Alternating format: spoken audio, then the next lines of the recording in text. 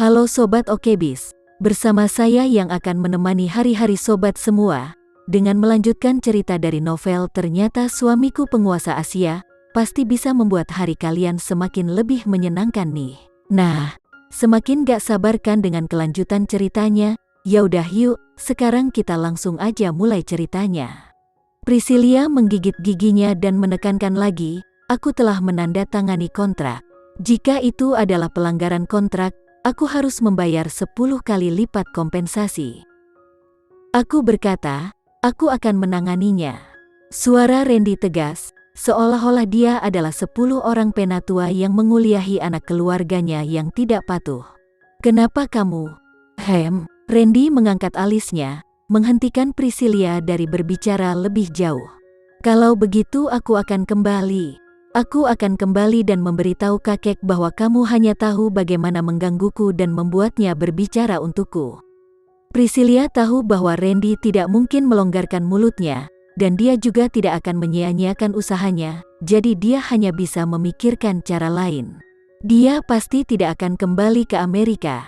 Mengenai bagaimana dia akan tinggal, dia harus memikirkan cara. Dia pasti tidak bisa membiarkan saudara lelaki kuno seperti dia menangkapnya. Setelah Priscilia pergi, Randy melakukan panggilan internal dan menginstruksikan Bibi Nilam untuk membawa segelas teh jahe ke Priscilia. Dia tidak bisa membiarkannya masuk angin. Setelah dengan hati-hati menjelaskan semuanya kepadanya, Randy kemudian melanjutkan pekerjaannya dan tidak menyelesaikan pekerjaannya sampai jam 1 pagi. Sebelum kembali ke kamarnya untuk tidur, dia terlebih dahulu pergi ke kamar Priscilia. Dia menempatkan gadis kecil itu, yang separuh tubuhnya terbuka, di bawah selimut dan menutupinya dengan selimut. Gadis kecil, kapan kamu akan dewasa? Kapan aku bisa berhenti mengkhawatirkanmu? Randy membelai dahinya dengan senyum hangat yang belum pernah dia lihat sebelumnya, dan nadanya dipenuhi dengan cinta. Dia membelai keningnya dan berkata, tidur nyenyak. Aku akan mengirimmu kembali ke Amerika besok. Aku tidak punya waktu untuk menjagamu di sini. Setelah mengatakan itu, dia memberinya selimut juga sebelum pergi. Bima Anggara. Saat dia berjalan ke pintu, Priscilia menggumamkan nama ini dalam tidurnya. Mendengar ini, wajah Randy tiba-tiba menjadi gelap, sangat gelap sehingga menakutkan. Keesokan harinya, Randy duduk di ruang tamu, membaca koran dan menunggu Priscilia bangun untuk sarapan. Dalam sekejap, Bibi Nilam berlari ke bawah dengan bingung, Tuan muda, Nona muda sudah pergi. Dia pergi. Randy membalik-balik koran di tangannya, dan bertanya tanpa mengangkat kepalanya. Ya, Tuan muda. Bibi Nilam mengangguk panik. Biar Reyhan lebih cerdik, jika ada sesuatu, telepon aku dulu. Jika sesuatu seperti kemarin terjadi, aku akan mengikatnya dan membawanya kembali. Randy meletakkan koran di tangannya, berdiri dan berjalan menuju ruang makan. Iya, Bibi Nilam menganggukkan kepalanya. Randy dengan santai makan sarapannya sendirian dan meminta sopirnya, Pak Haris, untuk mengantarnya ke teknologi inovasi. Saat Randy pergi, Priscilia menuruni tangga, memeluk Bibi Nilam dan bertingkah seperti anak manja. Bibi Nilam, terima kasih telah membantuku dengan bantuan sebesar itu. Aku sangat mencintaimu. Bibi Nilam masih memiliki ketakutan di dalam hatinya saat dia berkata, baru saja, dia hampir membuatku takut sampai mati. Aku pikir Tuan muda tahu bahwa kita berbohong padanya. Dia bukan dewa, bagaimana dia tahu bahwa aku ada di atas? Priscilia berkata sambil memakai topi matahari dan kacamata hitamnya, Bibi Nilam Bibi, aku akan pergi sekarang. Setelah aku selesai syuting film ini, aku akan mengajakmu untuk makan. Nona, kamu tidak bisa pergi sampai setelah sarapan. Sebelum dia bisa menyelesaikannya, Priscilia sudah lari jauh. Butuh banyak upaya untuk melarikan diri dari genggaman Randy, tetapi Priscilia tidak ingin tinggal di tempat ini bahkan lebih lama lagi. Itu satu-satunya jalan keluar dari villa. Bentley perak diparkir di tempat yang tidak mencolok.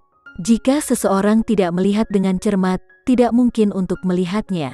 Melihat Priscilia bergegas keluar dengan penuh semangat, pengemudi, Pak Haris, Melihat ekspresi Randy dari kaca spion, "Tuan muda, apakah Anda ingin beberapa orang lagi mengikuti nona muda?" Randy menggosok pelipisnya saat tatapan lembutnya tertuju pada sosok menawan yang berlari semakin jauh. Apakah Rayhan membawa seseorang untuk menemaninya?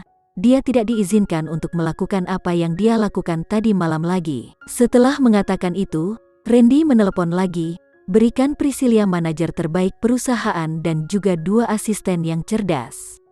Hal terpenting adalah dia harus sangat ketat tentang standar skenario, bahkan tidak menciumnya. Dia bisa tahu dengan apa gadis itu bermain hanya dengan melihat kelucuannya. Tapi seperti yang dia katakan, dia sudah dewasa sekarang, dan dia ingin melakukan sesuatu. Kakaknya harus membiarkan dia mencoba. Karena dia tidak memanggil Randy, dia khawatir sesuatu mungkin terjadi padanya. Putri tidak tidur nyenyak tadi malam. Pagi ini, dia bangun pagi dan datang ke perusahaan dengan menggunakan sepasang mata panda. Ketika mereka tiba di lobi lantai pertama, dia tidak naik tepat waktu. Sebaliknya, dia menemukan tempat duduk dan duduk, ingin secara pribadi mengkonfirmasi bahwa Randy baik-baik saja.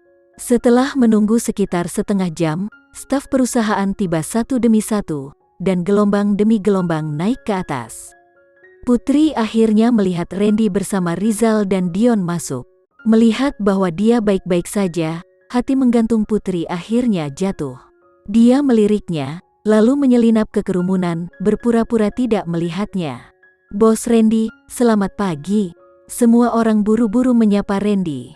Tatapan Randy menyapu dan langsung melihat Putri yang berada di tengah kerumunan. Melihat ekspresinya tidak baik, dia melirik Dion lagi. Dion segera memahami maksud atasannya, dan tertawa, "Putri, aku memiliki proyek yang ingin didiskusikan oleh bos Randy denganmu, datanglah bersama kami." Tiba-tiba dipanggil keluar, Putri terkejut, dia tahu bahwa Randy tidak ada hubungannya, tetapi dia tidak bisa mengatakannya dengan keras di depan begitu banyak orang, jadi dia hanya bisa dengan patuh berjalan dan memasuki lift bersama Randy. Di lift yang bisa memuat puluhan orang, 4 orang tidak sesak. Namun, Putri merasa tidak benar untuk berdiri di dalam, karena semua tatapan mereka tertuju padanya.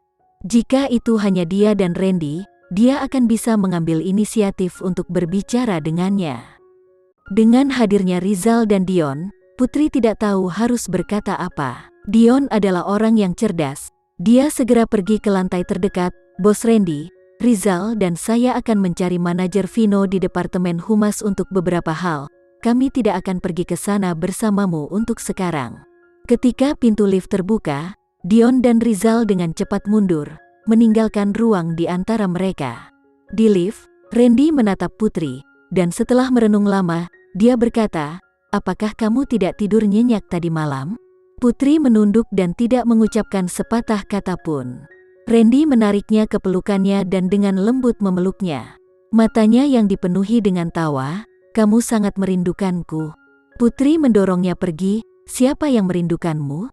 Randy mengerutkan kening, dan menyentuh kepalanya, "Kamu benar-benar tidak merindukanku?" Sekian dulu ya sobat cerita hari ini, tetap nantikan cerita berikutnya dari novel ini. Eits, jangan lupa untuk like, share, komen, dan subscribe channel ini agar kita lebih bersemangat lagi untuk menceritakan novel-novel menarik lainnya. Dah ada.